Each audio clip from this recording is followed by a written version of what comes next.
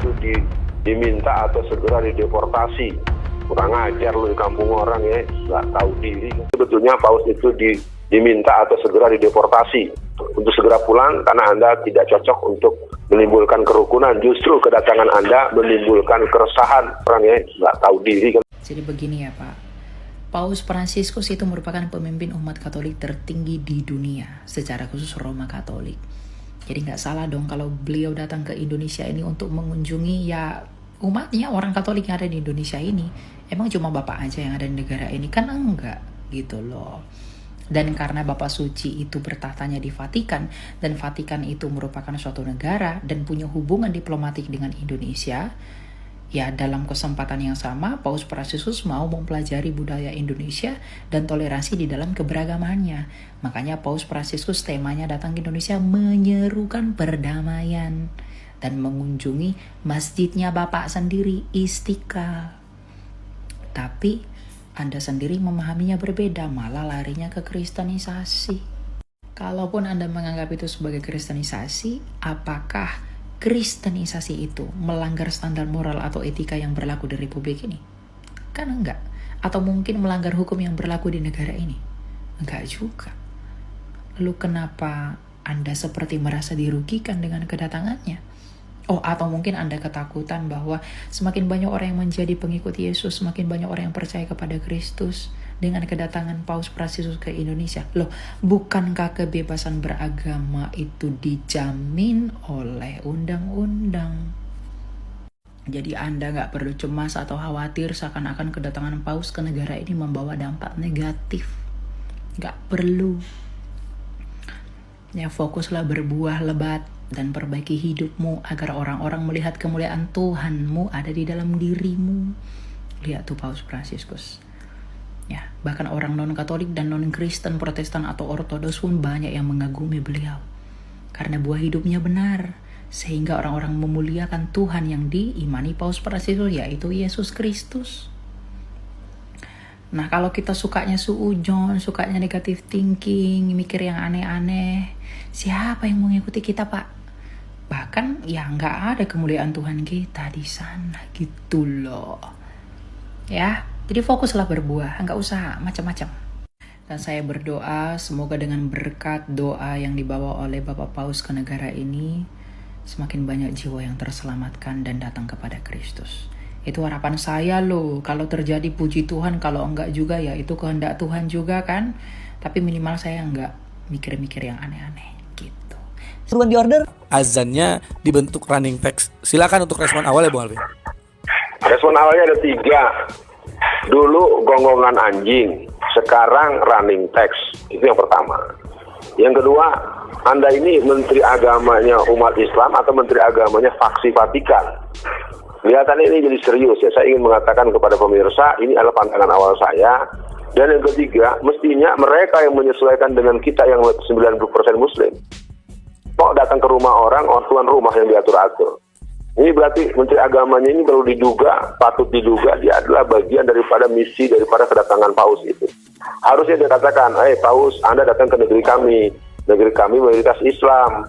Boyum menyesuaikan. Kalau ada ya sekalian saja nanti mulai misa 7:30. Kenapa mesti dari sore? Selesai semua urusan, selesai azan segala macam. Enak aja masuk ke rumah orang atau ngatur tuan rumah gitu ya. Ini saya lagi, ini tentu komplain utamanya ya kepada Budi Ari juga, kenapa nggak mempertanyakan itu? Nanti gimana Pak kalau kenapa kena saya gitu kan? Sekali lagi baik Budi Ari maupun Menteri Agama ya, mereka kan teman-teman semua yang masuk pada barisan orang-orang yang boleh dibilang tidak kompromi dengan syiar Islam, apalagi dakwah dan jihad. Itu respon awal. Ya, Bung Alfian, ini kan betul Bung Alfian sampaikan, harusnya tamu itu menghormati. Dan juga harusnya kan kalau kita baca tadi kan Bung Alfian, ternyata ini tuh dari suratnya ini, permohonan ini dari Direktur Jenderal Bimbingan Islam dan Direktur Jenderal Bimbingan Masyarakat Katolik dan juga Kementerian Agama. Nah berarti kan mereka sebelum ini ngobrol dulu tuh Bung Alfian, ya kan? Nah berarti kan orang Katolik di Indonesia berarti kurang ajar juga nih. Harusnya kan tamu menyesuaikan, yang benar kata Bung Alfian. Nah Bung Alfian, ini kan artinya ada misi kristenisasi yang sangat jelas nih Bung Alfian. Yang unik, kalau Bung Alfian baca berita, jadi ada satu agenda Paus itu ingin datang ke Istiqlal, ingin mempromosikan kerukunan agama. Ini menurut saya kurang ajar Bung Alfian. Seolah terbangun kesan umat Islam lah yang sering membuat kerusuhan antar umat beragama. Harusnya datang tuh ke katedral. Kan yang menghina agama Islam itu Ahok, yang merusak kerukunan beragama itu orang Kristen. Kenapa datangnya ke Istiqlal untuk promosi kerukunan agama? Ini gimana Bung Alfian? Ya, yang jelas buat semua pemirsa, hari ini saya hanya ingin mengingatkan kita, apakah kita sudah kehilangan ruhul iman, ruhul tauhid, dan nilai sensitivitas kita sebagai orang-orang yang memiliki ghirah. Nah, kalau ada pertanyaan, apalagi ada pertanyaan pernyataan tertentu, yang namanya Bimas Katolik kan mesti konsultasi dengan Menteri Agama dong, dia kan bagian dari situ. Jadi Menteri Agama ini terus terang menurut hemat saya pesankan kepada pemerintah yang akan datang, pastikan Menteri Agamanya bukan dia lagi orang itu satu. Itu penting saya sampaikan. Nah, yang lain-lain yang berhubungan dengan keinginan si Paus itu ngajarin kerukunan, kita ini udah betulnya Paus itu diminta atau segera dideportasi untuk segera pulang karena Anda tidak cocok untuk menimbulkan kerukunan. Justru kedatangan Anda menimbulkan keresahan bagi orang-orang yang meyakini prinsip-prinsip tauhid, dan kalau mau rukun itu nggak usah ngajarin tuan rumah, lu datang ke rumah orang ya udah baik-baik saja gimana gitu kan, jangan malah ngatur-ngatur dan ngajar-ngajarin. Ini sekali lagi kepada para tokoh-tokoh Islam, bersikap dong, nyatakan pernyataan-pernyataan yang sifatnya penolakan yang kolektif, sehingga kita nyatakan bahwa misa tersebut boleh dilakukan tapi tertutup saja, tidak usah disebarluaskan, cukup kebutuhan Anda saja. Jangan mengganggu orang lain, menganggap, berarti kan sama juga mereka menganggap azan itu berisik. Betul. Azan itu akan mengganggu mereka, itu terus terang saja. Kurang ajar lu di kampung orang ya, nggak tahu diri kan itu penting dipertegas. Nah, kalau kita sukanya suujon, sukanya negative thinking, mikir yang aneh-aneh, siapa yang mau ngikuti kita, Pak? Bahkan ya nggak ada kemuliaan Tuhan kita di sana gitu loh. Ya, jadi fokuslah berbuah, nggak usah macam-macam. Dan saya berdoa semoga dengan berkat doa yang dibawa oleh Bapak Paus ke negara ini, semakin banyak jiwa yang terselamatkan dan datang kepada Kristus.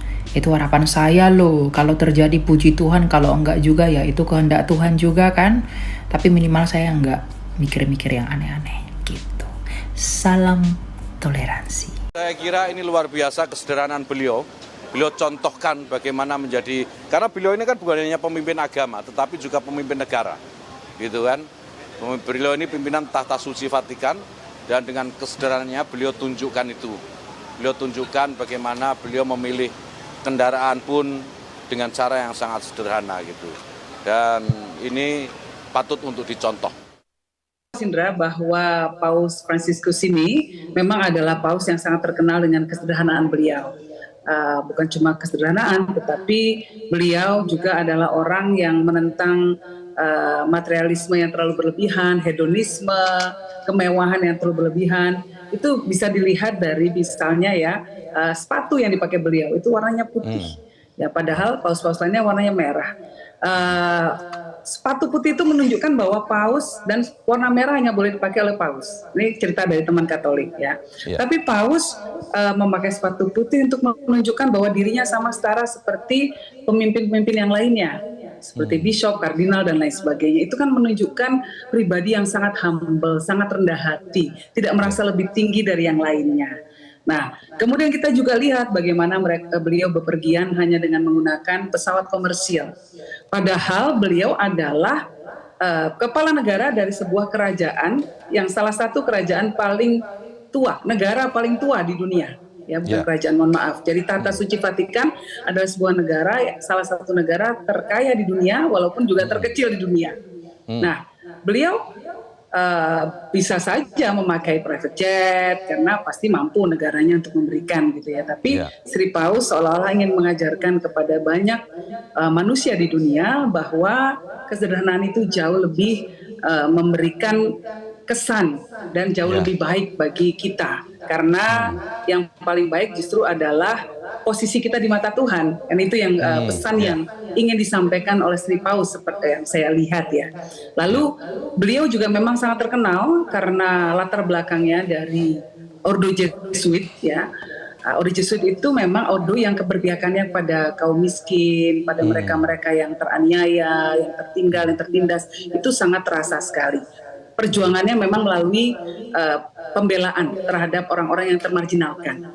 Dan itu dihayati betul oleh Paus Fransiskus. Bahkan pemilihan nama beliau ya, nama Paus Fransiskus diilhami oleh Santo Francis of Assisi gitu yang kalau yang saya baca itu kan menunjukkan bahwa memang pengabdian kepada Tuhan salah satunya adalah diekspresikan lewat pengabdian atau mengayomi orang-orang miskin. Nah, jadi ini yang kita lihat ya, sosok beliau yang luar biasa. Nah, satu lagi Mas Indra, ini mungkin yang saya nggak tahu apakah banyak orang mengerti, tapi beliau itu banyak melakukan simbol-simbol, tindakan-tindakan, dan dialog-dialog antar umat, antar beragama. Salah satunya tindakan beliau yang sangat mengesankan sekali adalah ketika beliau membasuh kaki seorang perempuan pengungsi dari Syria, yang notabene beragama Islam. Jadi perempuannya memakai jilbab, beragama Islam, lalu dicuci kakinya oleh Paus Fransiskus. Itu kan menunjukkan simbol ketundukan beliau kepada kemanusiaan. Betul. Jadi sekat-sekat agama bisa terlampaui di sini. Itu yang beliau tunjukkan. Mbak, kalau kita lihat artinya pelajaran lainnya yang digarisbawahi Mbak Yeni itu adalah ketika kebersajaan, kesederhanaan itu tidak hanya di framing dengan kata-kata, tapi memang secara konsisten dilakukan dengan tindakan. Kalau banyak istilah menyebutkan itu bagaimana satunya kata dan perbuatan lah, kurang lebih seperti itu ya Mbak Yeni. Tapi agar ini tidak hanya menjadi sebuah bagi negara kita ya tentu saja, tidak menjadi sebuah acara seremonial dan semata gitu. Seharusnya bagaimana para pejabat-pejabat kita bisa langsung mencontoh dan mempraktekkan satunya kata dan perbuatan itu dari yang diajarkan secara tidak langsung oleh Paus Fransiskus. Menurut Anda seperti apa kira-kira Mbak Yeni? Ya, sosok Paus Fransiskus, Sri Paus sendiri memang memiliki dua identitas. Sebagai otoritas tertinggi, sebagai Paus dari umat Katolik sedunia, jadi bukan cuma umat Katolik di Vatikan gitu ya, dan juga kepala negara dari Tahta Suci Vatikan. Nah, sebagai kepala negara Tahta Suci Vatikan, beliau mengemban amanah dari masyarakat yang dipimpinnya. Betul. Nah, disinilah kita, pejabat kita mungkin bisa meniru kesederhanaan beliau, karena sebagai pemimpin publik, ya, beliau betul-betul mempraktekkan dalam kehidupan sehari-hari kesederhanaan yang luar biasa. Beliau tidak tinggal di tempat yang mewah, tapi hanya di apartemen yang kecil saja. Saya kebetulan memang pernah berkunjung ke Vatikan, juga bertemu dengan beliau, sehingga cukup sedikit punya gambaran, gitu ya, bagaimana beliau orang yang sangat sederhana, yang lebih mengedepankan moralitas, ya, dan tidak banyak berkata-kata.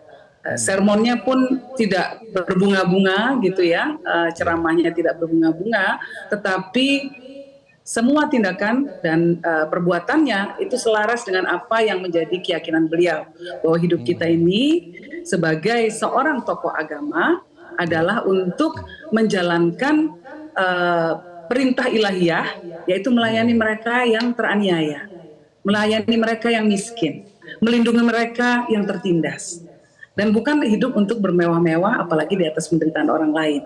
Itu sih yang kesan yang saya dapatkan dari Paus Fransiskus. Ya, dan tentu itu akan kemudian bisa menular kemudian kan kepada apa yang berada di bawah secara strukturalnya begitu ya, Mbak Yeni. Dan ini pentingnya nilai kesederhanaan ketika kepalanya bersifat sederhana, maka otomatis akan diikuti oleh mereka yang ada di bawahnya atau mungkin umatnya begitu Mbak Yeni ya. Sebagai tokoh agama, apalagi tokoh dunia, apa yang kita katakan, dan apalagi tokoh pemerintahan juga, apa yang kita katakan ketika tidak selaras dengan perbuatan kita, maka akan mendapatkan kritik yang luar biasa, dan menjadikan kita tidak punya kredibilitas kalau tidak selaras. Nah, kredibilitas dalam memimpin itu menjadi suatu hal yang sangat penting. Karena seorang pemimpin butuh kredibilitas, butuh kepercayaan dari mereka-mereka yang dipimpinnya. Nah, kredibilitas hanya bisa didapatkan kalau apa yang kita ucapkan selaras dengan apa yang kita lakukan. Betul. Oke, Mbak Yeni, ini luar biasa ya kalau kita lihat memilih tidak menggunakan private jet padahal sangat mudah sekali, tentu saja itu bisa menjadi fasilitas bagi Paus Fransiskus. Yang lebih luar biasa lagi ketika tiba di tanah air bukan memilih untuk tinggal di hotel mewah, tapi di Wisma Kedutaan Vatikan begitu. Bagaimana Anda melihat ini juga? Ya, memang beliau figur yang sangat-sangat sederhana, tadi seperti sudah kita bahas ya. Dan Wisma Kedutaan Vatikan itu bentuknya rumah, jadi sangat sederhana. Ya, tidak mewah, tidak berlebih-lebihan. Nah, beliau ini justru kaya. Saya menganggap beliau ini kaya. Kaya dalam apa? Kaya dalam karya. Kaya dalam perbuatan simbolis yang memang bertujuan untuk kebaikan keumatan dan dunia. Contoh dari kayanya perbuatan beliau adalah ketika beliau menandatangani dokumen persaudaraan dunia, persaudaraan antar umat manusia bersama dengan Syekh Ahmad Tayyib, itu Grand Syekh dari Universitas Al-Azhar yang merupakan salah satu institusi agama Islam tertinggi di dunia. Beliau berdua ini menandatangani dokumen fraternity, human fraternity, di mana ada kesepakatan agar umat beragama minimal antara umat Katolik dan umat Islam ini sama-sama mengedepankan dialog dan sama-sama mengedepankan kebaikan untuk umat manusia. Nah, jadi saya rasa kita perlu belajar dari kedua tokoh ini dan terutama karena Sri Paus yang saat ini berkunjung dari kesederhanaan Sri Paus. Satu pertanyaan terakhir Mbak Yeni. Kita ingat awal Juli lalu Paus Fransiskus juga pernah menyampaikan dan menyoroti tentang kondisi demokrasi di dunia ini yang sedang tidak baik-baik saja. Tentu ini demokrasi di berbagai negara di dunia ya, yang kemudian selama Mbak Yeni mengetahui sosok Paus Fransiskus nih, apakah memang kepeduliannya terhadap demokrasi itu begitu tinggi? Betul. Soal demokrasi, lalu soal peperangan di dunia, soal konflik di dunia, bahkan terkhusus soal Palestina pun beliau memberikan seruan untuk menghentikan perang di sana, untuk melindungi warga yang tidak berdosa, terutama anak-anak dan perempuan, ya. Melindungi para korban perang. Itu beliau lakukan. Dan kita harus ingat juga kalau dalam konteks Palestina misalnya, bahwa Tata Suci Vatikan menjadi salah satu negara yang sudah mengakui negara Palestina merdeka. Nah, jadi beliau memang sangat jelas sekali ya komitmen beliau untuk kebaikan umat manusia di dunia, juga tentang demokrasi karena beliau melihat bahwa ada gerakan-gerakan anti demokrasi yang mengakibatkan banyak terjadinya konflik di seluruh dunia maupun di masyarakat. Itu tercermin juga dalam dokumen yang beliau tanda tangani bersama Syekh Al-Azhar itu.